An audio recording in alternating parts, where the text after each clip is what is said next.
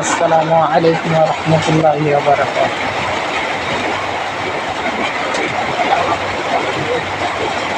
29/5/2025 পবিত্র হজ পালনের কার্যক্রম চালু হয়ে গেছে।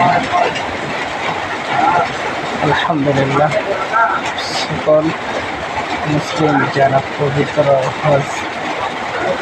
হজের উদ্দেশ্যে মক্কা শরীফ গেছে তাদের জন্য সবাই দোয়া করবেন। ইনশাআল্লাহ আল্লাহ যেন তারাকে হজ সঠিকভাবে পালন করে আসার তৌফিক দান করে। আমিন। আল্লাহ তাআলা যেন সকল মুসলিমকে কাবা শরীফ দেখার তৌফিক দান করে। সকলে বলি আল্লাহুম্মা আমিন। লব্বাইক আল্লাহুম্মা লব্বাইক, লব্বাইক লা শারীকা লাক লব্বাইক, ইন্নাল হামদা ওয়ান নি'মাতা লাকা ওয়াল মুলক লা শারীকা লাক। لبيك اللهم لبيك، لبيك لا شريك لك لبيك، إن الحمد والنعمة لك والملك لا شريك لك। الحمد لله।